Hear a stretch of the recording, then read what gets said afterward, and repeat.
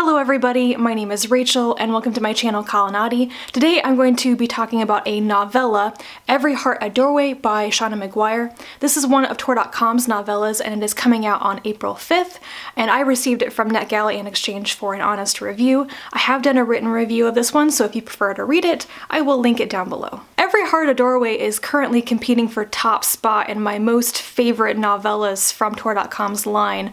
I really loved Binti. I quite enjoyed Of Sorrow and Such, and I've enjoyed a bunch of other ones as well, but this one really got under my skin. I think it's because I related so much to the message and the theme inside of this story. It's about all of those girls and some boys who disappear into fairylands and have adventures and have, their own story in a fantasy world, like portal fantasies, and then when they come back, what happens to them?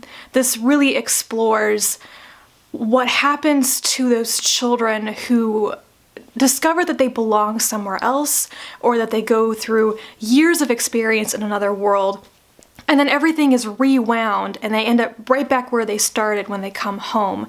That's devastating, especially if you know that somewhere out there is a magical place meant for you and you don't fit in. Maybe you never fit in to the real world, and everyone around you, like your parents and society, wants you to conform to what they expect or how they remembered you before you went away on your adventure, but you're not that person and you can't force yourself to be that either.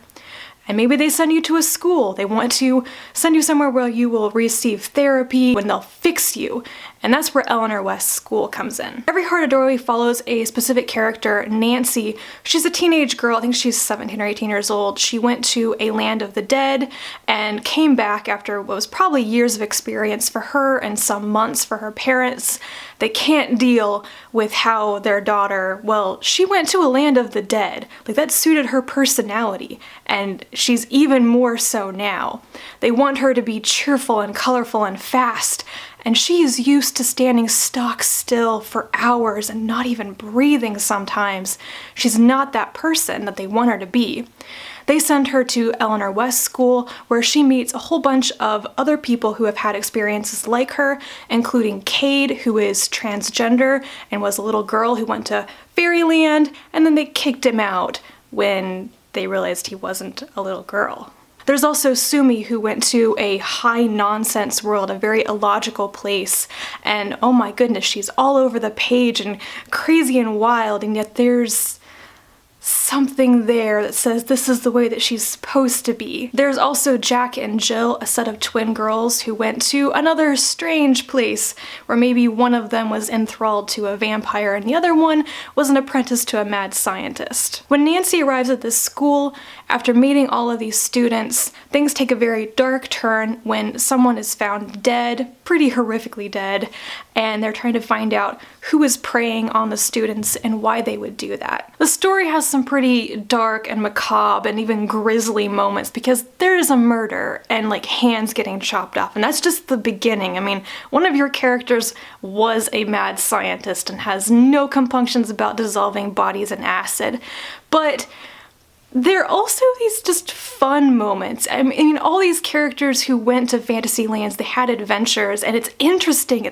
You could read a story, a whole novel about any one of their adventures, and I always wanted to know a little bit more about that. But the most touching parts, where a lot of the conversations go, are about the characters' experiences in their fantasy lands and how they are trying to cope now with knowing that it's so unlikely they'll ever get back.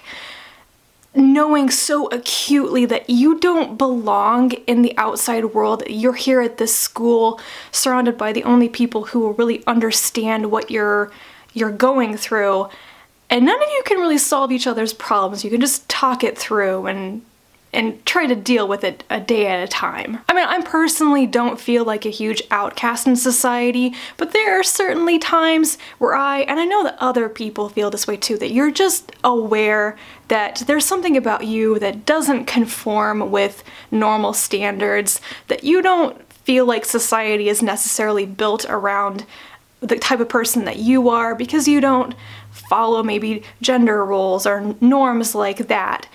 and people want you to, like the expectations, the assumptions are so heavily that you will, that every time you come against those, like, I'm so tired of explaining that I'm not like that because you keep assuming I am, and I'm tired of the assumptions.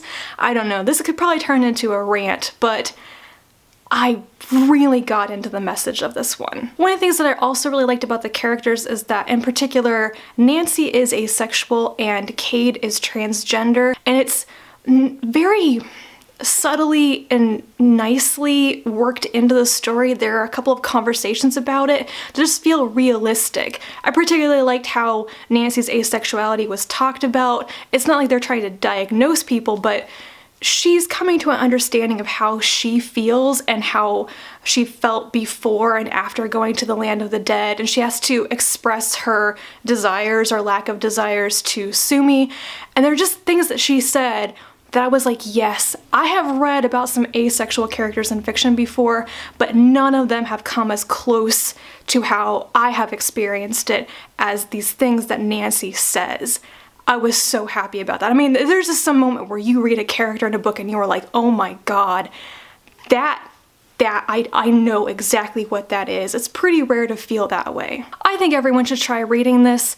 I have had some issues getting into Seanan McGuire's other work. I've read one of her books under her Myra Grant name. I've read a couple of her short stories, and I was kind of despairing that even though I think she's a fascinating and just funny person to like follow on Twitter, she's a very entertaining life, I was disappointed that I couldn't get into the types of stories that she was telling or the way that she writes stories. I don't really want to read about cheerleaders and vampires and werewolves, it's not my thing. But this story, 5 stars. It was absolutely nothing like what I really expected to read from McGuire, and it's given me hope that I'm going to really enjoy a lot more of her other fiction someday. Like I said, this novella isn't out yet, though by the time you're watching this video, it might be because that's pretty soon. It comes out on April 5th, and if you have read it or you want to read it, please let me know. I'd be really interested in knowing what people take away from this novella, what it says to you, if you connect to it or not, because it hit me so hard in the feels. That's everything I have to say about Every Heart a Doorway. Thank you guys very much for watching, and I